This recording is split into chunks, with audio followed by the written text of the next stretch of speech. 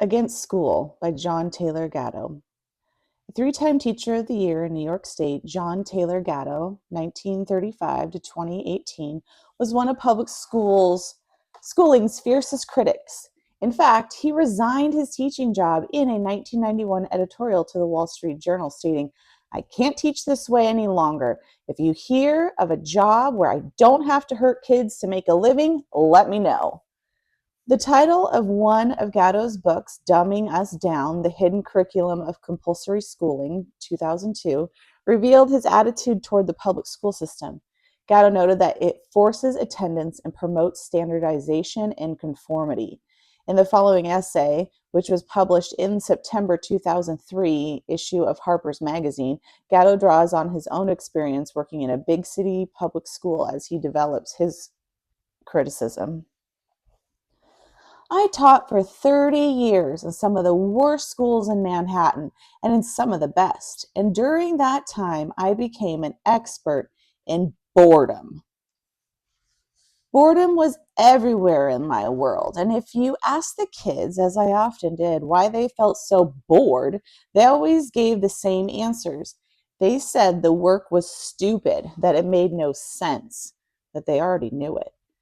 They said they wanted to be doing something real, not just sitting around. They said teachers didn't seem to know much about their subjects and clearly weren't interested in learning more. And the kids were right. Their teachers were every bit as bored as they were. Boredom is the common condition of school teachers, and anyone who has spent time in a teacher's lounge can vouch for the low energy, the whining, the dispirited attitudes to be found there. When asked why they feel bored, the teachers tend to blame the kids, as you might expect. Who wouldn't get bored teaching students who are rude and interested only in grades, if even that? Of course, teachers are themselves products of the same 12-year compulsory school program that so thoroughly bore their students, and as school personnel, they are trapped inside structures even more rigid than those imposed upon the children. Who, then, is to blame? We all are. My grandfather taught me that. One afternoon when I was 7, I complained to him of boredom, and he batted me hard on the head. He told me that I was never to use that term in his presence again, that if I was bored, it was my fault and no one else's. The obligation to amuse and instruct myself was entirely my own, and people who don't know that were childish people, to be avoided if possible. Certainly not to be trusted. That episode cured me of boredom forever, and here and there over the years, I was able to pass on the lesson to some remarkable student. For the most part, however, I found it futile to challenge the official notion that boredom and childishness were the natural state of affairs in the classroom. Often, I had to defy custom and even bend the law to help kids break out of this trap. There's a political cartoon here in the background. There's a school, an American flag, and then two kids with gigantic backpacks, a girl and a boy, walking to class. And it says, "I don't think of it as going back to school. I think of it as mandatory minimum sentence, like going to jail."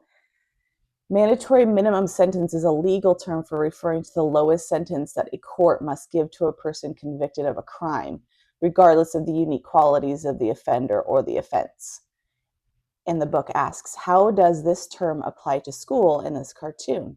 Identify a piece of evidence from Gatto's article that would support this character's claim about school. The Empire struck back, of course. Childish adults regularly conflate opposition with disloyalty. I once returned home from a medical leave to discover that all evidence of my having been granted the leave had been purposely destroyed, and that my job had been terminated, and that I no longer possessed even a teaching license. After 9 months of tormented effort, I was able to retrieve the license when a school secretary testified to witnessing the plot unfold. In the meantime, my family suffered more than I cared to remember. By the time I finally retired in 1991, I had more than enough reason to think of our schools, with their long-term cell block style forced confinement of both students and teachers, as a virtual factories of childness. Yet I honestly could not see why they had to be that way. My own experience had revealed to me that many other teachers must learn along the way too. Keep up to them. Sorry. My own experience had revealed to me what many other teachers must learn along the way too, yet keep to themselves for fear of reprisal. If we wanted to, we could easily and inexpensively jettison the old stupid structures and help kids take an education rather than merely receive a schooling. We could encourage the best qualities of youthfulness, curiosity, adventure, resilience, the capacity for surprising insight, simply by being more flexible about time, texts, and tests, by introducing kids to truly competent adults, and by giving each student what autonomy he or she needs in order to take a risk every now and then. But we don't do that. And the more I asked why not, and it persisted in thinking about the problem of schooling as an engineer might, the more I missed the point. What if there was no problem with our schools? What if they are the way they are, so expensively flying in the face of common sense and long experience in how children learn things, not because they are doing something wrong, but because they are doing something right? Is it possible that George W. Bush accidentally spoke the truth when he said that we would leave no child behind? Could it be that our schools are designed to make sure not one of them ever really grows up? Do we really need school? I don't mean education, just forced schooling. 6 classes a day, 5 days a week, 9 months a year for 12 years. Is this deadly routine really necessary? And if so, for what? Don't hide behind reading, writing, and arithmetic as a rationale, because 2 million happy homeschoolers have surely put that banal justification to rest. Even if they hadn't, a considerable number of well known Americans never went through the 12-year ringer our kids currently go through, and they turned out all right.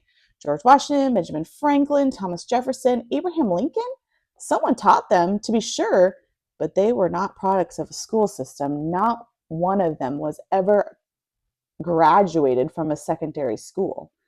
Throughout most of American history, kids generally didn't go to high school, yet the unschooled rose to be admirals like Farragut, inventors like Edison, captains of industry like Carnegie and Rockefeller, writers like Melville and Twain and Conrad, and even scholars like Margaret Mead. In fact, until pretty recently, people who reached the age of 13 weren't looked upon as children at all. Ariel Durant, who co wrote an enormous and very good multi volume history of the world with her husband Will, was happily married at 15, and who could reasonably claim that Ariel Durant was an uneducated person, unschooled perhaps, but not uneducated. We have been taught, that is, schooled, in this country to think of success as synonymous with, or at least dependent on, schooling. But historically, that isn't true in either an intellectual or financial sense.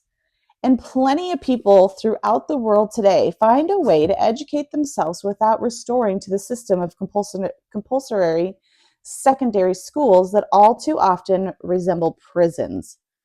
Why, then, do Americans confuse education with just a system? What exactly is the purpose for our public schools? Mass schooling of a compulsory nature really got its teeth into the United States between 1905 and 1915, though it was conceived of much earlier, pushed through most of the 19th century. The reason given for this enormous upheaval of family life and cultural tradition was, roughly speaking, threefold. One, to make good people. Two, to make good citizens. Three, to make each person his or her personal best. These goals are still trotted out today on a regular basis, and most of us accept them in one form or another as a decent definition of a public education's mission. However, short schools actually fall in achieving them.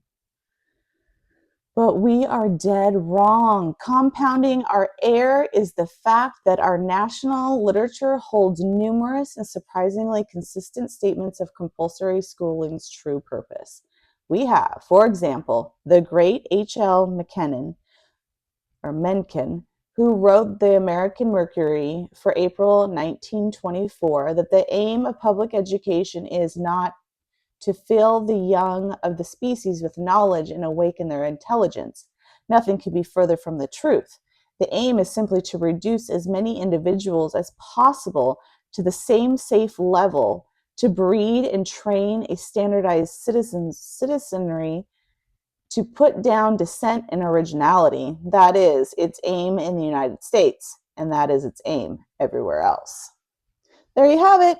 Now you know. We didn't need Karl Marx's conception of grand warfare between the classes to see that it is the interest of complex management, economic or political, to dumb people down, to demoralize them, to divide them from one another, and to discard them if any don't conform. If they don't conform. Class may frame the proposition as when Woodrow Wilson, then president of Princeton University, said the following to the New York City School Teachers Association in 1909. We want one class of persons to have a liberal education, and we want another class of persons, a very much larger class of necessity in every society, to forego the privileges of a liberal education and fit themselves to perform specific, difficult manual tasks. But the motives behind the disgusting decisions that bring about these ends need not to be class-based at all. They can stem purely from fear or from by now familiar belief that efficiency is the paramount virtue, rather than love, liberty, laughter, or hope. Above all, they can stem from simple greed. There were vast fortunes to be made, after all, in an economy based on mass production and organized to favor the large corporation rather than the small business or family farm. But mass production required mass consumption, and at the turn of the 20th century, most Americans considered it both unnatural and unwise to buy things they didn't actually need. Mandatory schooling was a godsend on that count. Schools didn't have to train kids in any direct sense to think they should consume nonstop because it did something even better. It encouraged them not to think at all. And that left them sitting ducks for another great invention of the modern era, marketing. We buy televisions and then we buy the things we see on the television. We buy computers and then we buy the things we see on the computer. We buy $150 sneakers whether we need them or not. And when they fall apart too soon, we buy another pair. We drive SUVs and believe the lie that they constitute a kind of life insurance, even when we're upside down in them. And worst of all, we don't bat an eye when Ari Fleischer tells us to be careful what you say, even if we remember having been told somewhere back in school that America is the land of the free. We simply buy that one too. Our schooling, as intended, has seen it. Now for the good news. Once you understand the logic behind modern schooling, its tricks and traps are fairly easy to avoid. Back on page 431, there is a painting entitled Playground. This painting by P.J. Crook shows young people interacting during recess. And the book asks, what would Gatto likely say about such unscripted moments during the school day? In your experience, what kinds of learning experiences take place when students have free time together?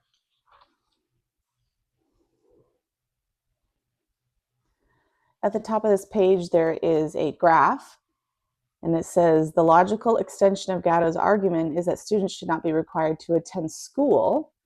Consider that point as you examine this chart from the Bureau of Labor Statistics.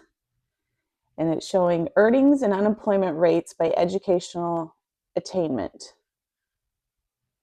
So unemployment rate in 2018 percentage, median weekly earnings in 2018. So if you have a doctoral degree, The unemployment rate is 1.6%, and you earn about $1,825 a week. And then it goes down: professional degree, master's degree, bachelor's degree, associate's degree, some college, no degree. And then when you get to the very bottom, it says less than a high school diploma. The unemployment rate is 5.6, which is the highest, and you make less money, $553 a week.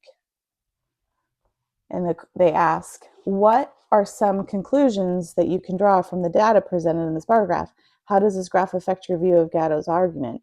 How might you use the graph to support or challenge Gatto? Its tricks and traps are fairly easy to avoid. School trains children to be employees and consumers. Teach your own to be leaders and adventurers. School trains children to obey reflexivity. Teach your own to think critically and independently. Well-schooled kids have a low threshold for boredom. Help your own to develop an inner life so that they'll never be bored. Urge them to take on serious material, the grown-up material in history, literature, philosophy, music, art, economics, theology, and the stuff school teachers know well enough to avoid. Challenge your kids with plenty of solitude so that they can learn to enjoy their own company, to conduct inner dialogues. Well-schooled people are conditioned to dread being alone, and they seek constant companionship through the TV, the computer, the cell phone, and through shallow friendships and quickly acquired and quickly abandoned. Your children should have a more meaningful life, and they can. First, though, we must wake up to our schools, to what our schools really are: laboratories of experimentation on young minds, drill centers for the habits and attitudes that corporate society demands. Mandatory education serves children only incidentally. Its real purpose is to turn them into servants. Don't let your own have their childhood extended, not even for a day. If David Farragut could take a command of a captured British warship as a preteen, if Thomas Edison could publish a broadsheet at the age of 12, if Ben Franklin could apprentice himself to a printer at the same age and then pull himself through a course of study that would choke a Yale senior today, there's no telling what your own kids could do. After a long life and 30 years in public school trenches, I've concluded that genius is as common as dirt. We suppress our genius only because we haven't yet figured out how to manage a population of educated men and women. The solution, I think, is simple and glorious. Let them manage themselves.